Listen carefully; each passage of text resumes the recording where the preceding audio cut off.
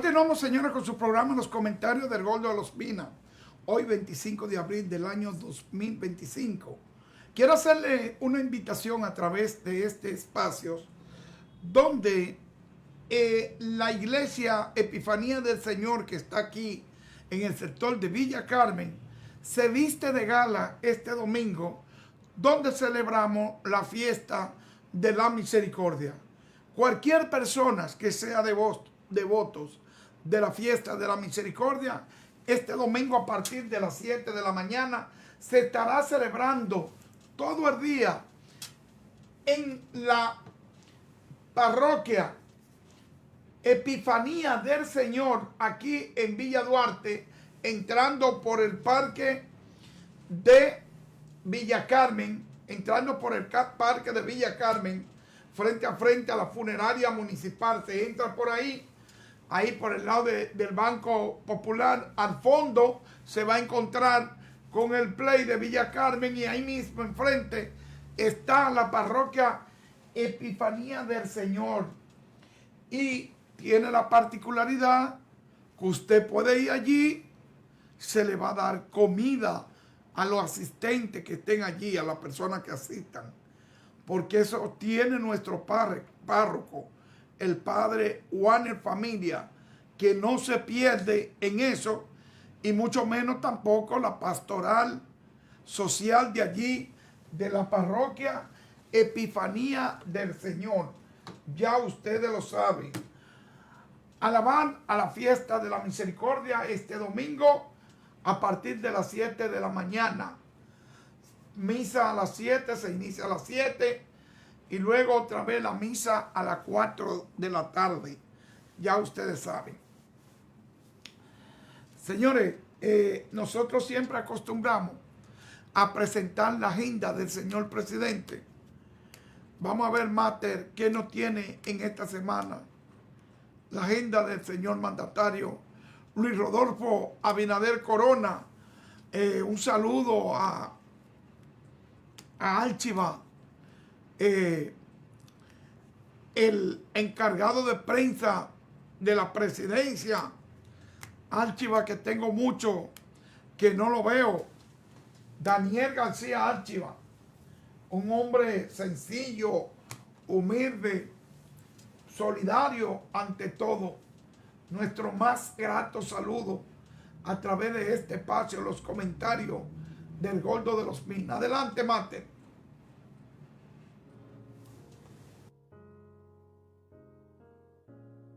El pasado 8 de abril, la República Dominicana vivió una tragedia que enlutó al país: el colapso del techo en la discoteca Jet Set. Desde las primeras horas, el gobierno activó todos los mecanismos de emergencia, movilizando equipos de rescate, asistencia médica y apoyo psicosocial para las víctimas y sus familias. Más de 22 instituciones trabajaron de forma continua bajo la coordinación del COE, con el respaldo de brigadas internacionales y unidades especializadas. Los heridos fueron trasladados y atendidos en hospitales públicos y privados, donde el personal de salud respondió con profesionalismo y entrega. El presidente Luis Abinader visitó el lugar del suceso y conversó con familiares de los afectados, reafirmando el compromiso del gobierno con la atención y acompañamiento integral a las víctimas. Asimismo, se dispuso la entrega gratuita de equipos de asistencia como muletas, bastones y sillas de ruedas a través de CONADIS para apoyar la recuperación de los sobrevivientes. El duelo oficial fue declarado mediante los decretos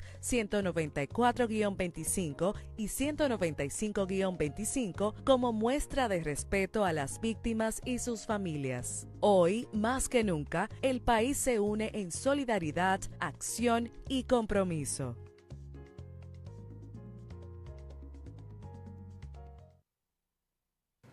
Continuamos, señores, con su programa Los Comentarios del Gordo de los Pinas. No puede pasar por inadvertido algo que ha estado en la palestra pública en esta semana, que es el caso de la discoteca Jet Set. El señor Antonio Espaillat, dueño de esta discoteca, en esta semana tuvo una rueda de prensa donde la periodista Eli Febre, vamos a ver si el martes tiene esta entrevista por ahí, para luego nosotros hacer un comentario acerca de esto. Porque muchas veces yo pienso que no todo el mundo es amigo. Amigo es aquel que en los momentos difíciles te sabe comprender, te sabe guiar con sabio y humilde consejo. Y ante todo, te da las manos para que tú no te hundas. Pero verdaderamente, lo que yo he sentido de este señor, en cierto aspecto, ha sido lástima. Lástima por la sencilla razón. Un hombre dueño de tanta emisora, de canales de televisión, resulta que no encontró a alguien de los supuestos amigos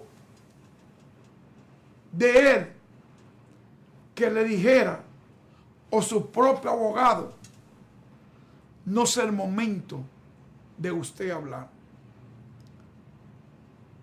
No lo he encontrado, Mate. Entonces, son cosas que muchas personas no comprenden.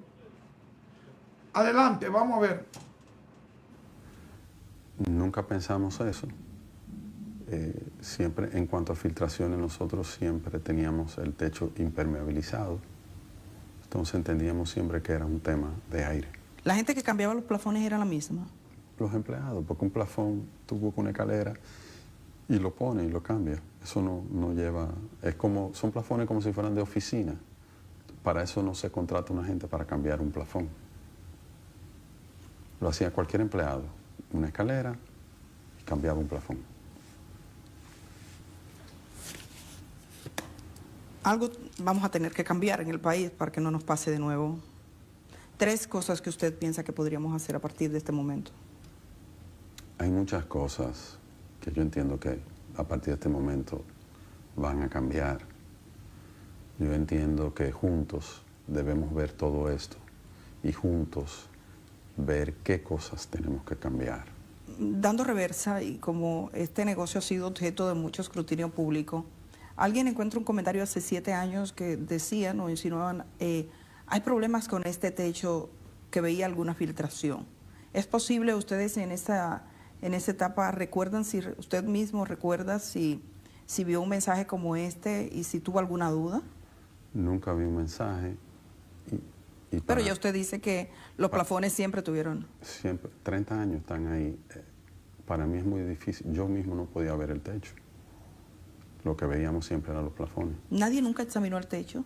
No. ¿Nadie verificó si había un problema estructural o de filtración de agua? Nunca.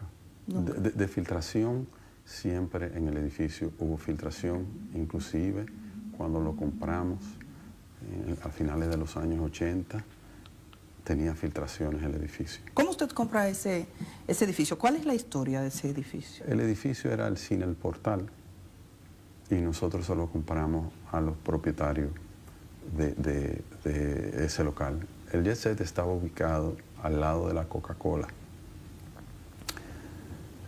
Tenía 21 años ahí.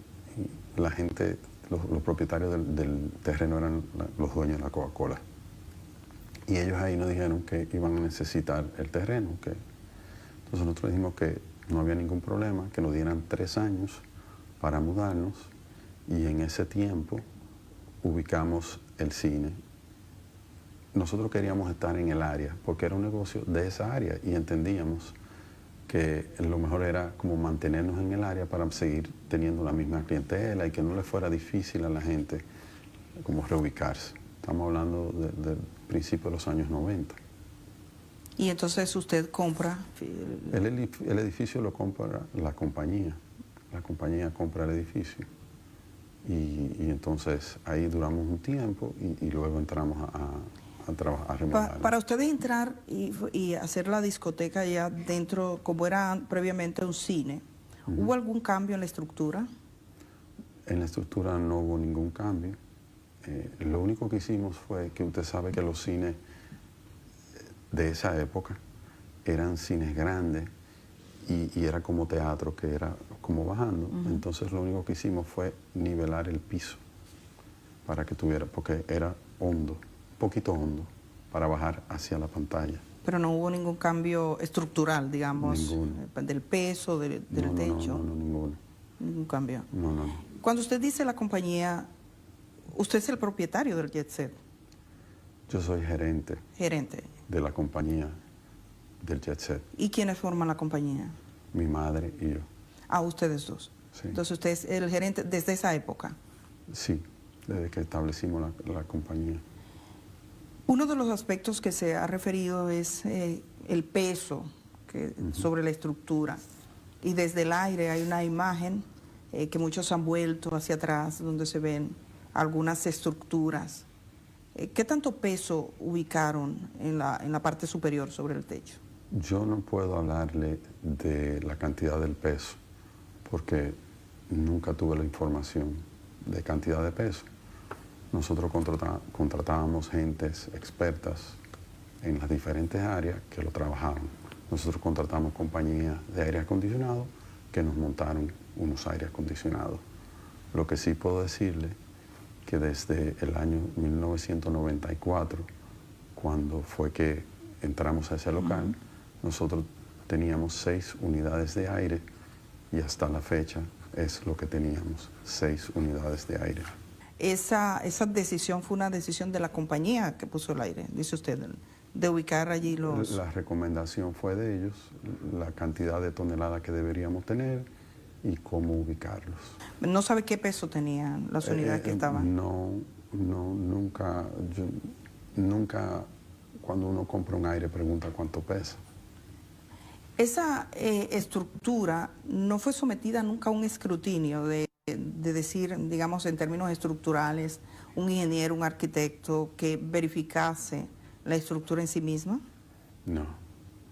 Y por parte del Estado Dominicano, como ustedes tenían un lugar que era un centro donde iban personas, ¿alguna vez hubo algún tipo de inspección? No. ¿Y qué piensa usted de eso? Bueno, pienso que si no la hubo es porque no había la costumbre de hacerlo tal vez con los demás negocios tampoco. Lo que siempre fueron temas de bomberos, temas de ayuntamiento, pero que si basura, pero nunca nada temas estructurales ni de edificio. ¿Cómo se siente usted por esto que ha ocurrido? Ha caído un techo y la gente quiere respuestas. Y estamos hablando, quizás pensando sobre todo en aquellas personas que han sufrido la tragedia de un modo más duro, más fuerte, perdiendo a alguno de los suyos. Entonces, digamos que usted no está hablando conmigo, sino con esa gente. ¿Cómo esa gente que está procurando respuesta, cómo cree usted que es el modo adecuado de obtenerla? Lo primero que quiero decir es que yo tengo un dolor muy grande y que lamento en el alma todas las pérdidas. Nunca hubiera querido que esto pasara, jamás, jamás. Yo, desde que esto pasó, no he tenido vida. Y yo mismo quiero saber qué pasó. El primero interesado en saber qué pasó soy yo. El Jet Set era la vida de nuestra familia. Nosotros nacimos cuando mi madre hizo el Jet Set. Yo tenía 6 años. Nosotros nacimos con el Jet Set. Jet Set era nuestra vida, fue nuestro sustento, fue nuestro todo. O sea, usted no se puede imaginar el dolor que nosotros llevamos, la impotencia de vivir una circunstancia como la que estamos viviendo. Nunca nos lo imaginamos, ni nunca hubiéramos estado preparados para lo que estamos viviendo. Entiendo sobremanera el dolor de todos. Yo lo entiendo. ¿Quién quiere? O sea, ¿cómo no nos va a doler que uno pierda un ser querido? Emocionalmente, usted dice, no ha tenido vida. ¿Eso qué ha implicado en los últimos días? Los últimos días no duermo. Los últimos días he estado hablando con las familias de nuestros empleados. He estado hablando con familias de las víctimas que se nos han acercado. Pero cuántas cosas quisiera yo hacer que no he podido todavía, ni siquiera empezar. Pero lo importante es que yo estoy aquí. Yo quise poner este pedazo de esta entrevista porque, en primer lugar, fue una entrevista muy pobre. Muy pobre para la calidad de periodista que lo estaba entrevistando. Fue una entrevista muy antojadiza. No le pregunta cierta pregunta que debió de preguntarle. En primer lugar, porque él no estaba ahí en la discoteca. En segundo lugar, cuando él llegó al aeropuerto, que supuestamente le preguntaron a él, digo supuestamente, que qué él pensaba de esto, y él dijo, eso tiene seguro. Esa fue la primera respuesta. No, el que se tiene seguro, que él dio. Lo segundo, él no fue, nunca se acercó allí, porque él había podido ir, por lo menos, a dar la cara, a ver allí aquello. Pero no obstante a esto, lo que me da pena de él es que una persona que haya manejado tanto tiempo los medios de comunicación no encontró a una persona para decirle, venga acá, usted no puede todavía salir al aire. Usted no puede de ninguna manera darle una entrevista porque estamos en la fase de investigación. Entonces, hay muchas respuestas ahí que él mismo se mete el cuchillo. Él mismo se mete el cuchillo. ¿Usted le dio mantenimiento a esto? No, nunca se le dio mantenimiento. Pero nadie subió al techo. Sí, ahora recuerdo que subieron al techo una vez que estaba filtrando. Pero de por Dios de la vida. Pero en tantos años que tenía ese edificio, no era para él como dueño subirse, ver, buscar un ingeniero, pedir una opinión y decir voy a cerrar esto por 3 meses y en 3 meses resolví el problema. Se iba a acabar el mundo porque él hiciera eso. Que él había agarrado y le había metido varias columnas alrededor y le había echado un plato como lleva. A que nadie sabe lo que pesa un aire. Claro que uno sabe lo que pesa un aire. Porque no eran airecitos que tenía, eran aire acondicionado de lo que usa Plaza Lama, La Sirena, de lo que usa esas grandes empresas. Aire que pesan toneladas, más los tinacos que tenía encima. Pero el mismo abogado tenía que orientarlo a él para decirle que no. Ahí hay una víctima de Estados Unidos que murió, que los familiares lo están demandando por 300 millones de pesos.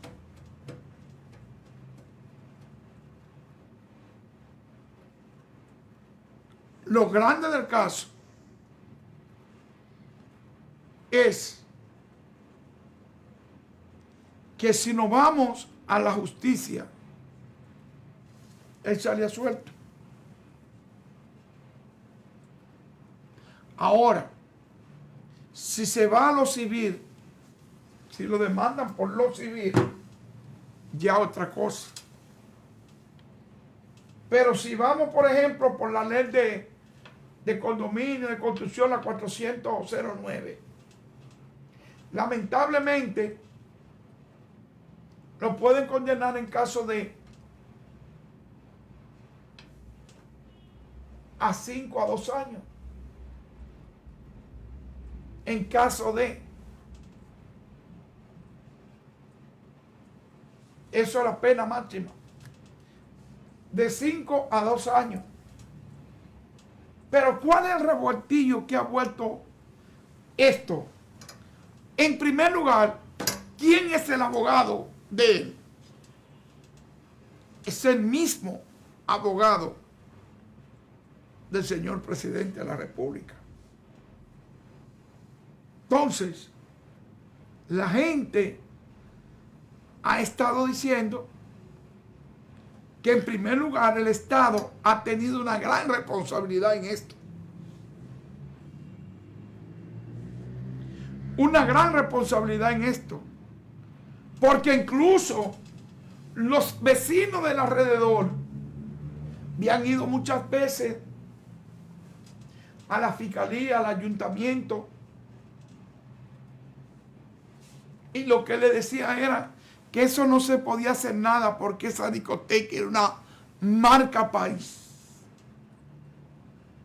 Claro, una marca país. Ya lo marcó. Ya lo marcó. Con 200 y pico de muertos ya lo marcó.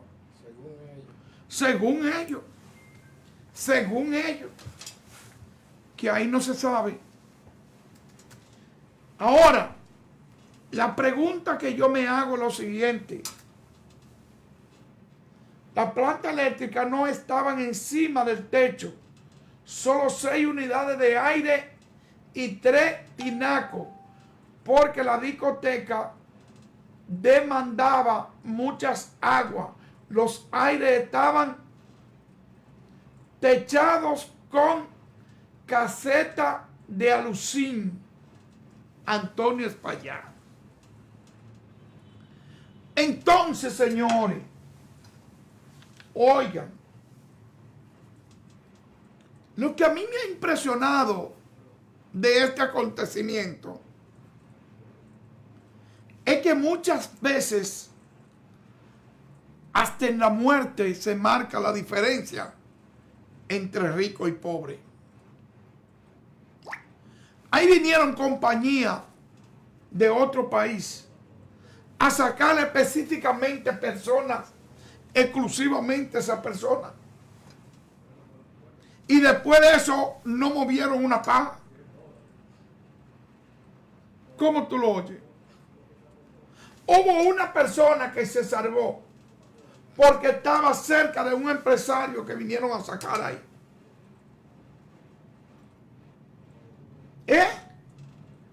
¿Tú sabes lo que es eso? Pero no obstante a esto, señores, cuando San Cristóbal explotó aquella explosión que hubo en San Cristóbal, yo recuerdo que por la televisión presentaban los gusanos así caminando en las paredes. Y no vi la presencia de salud pública flichando allí. Sin embargo, aquí fueron a flichar 2 veces. Hasta la diferencia se vio ahí del tipo de persona que vive allí en San Cristóbal y el tipo de persona que vivía alrededor de Yesé. Ahora, hay que reconocer muchos héroes que estuvieron ahí desde el primer día hasta el último día. hay que darle su mérito al general Méndez,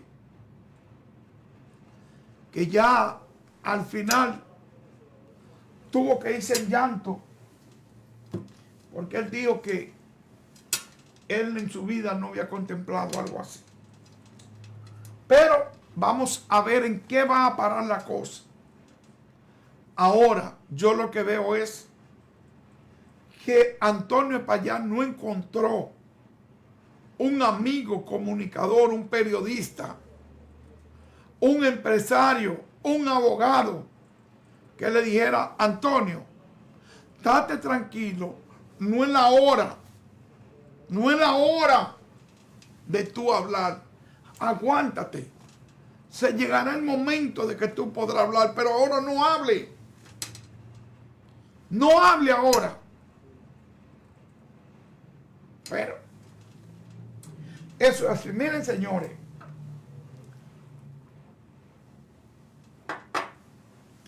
muchas veces hablamos de los jóvenes, que los jóvenes esto, que los jóvenes lo otro. Pero yo quiero destacar a un joven que ha estado en una institución y que verdaderamente ha hecho un trabajo excelente.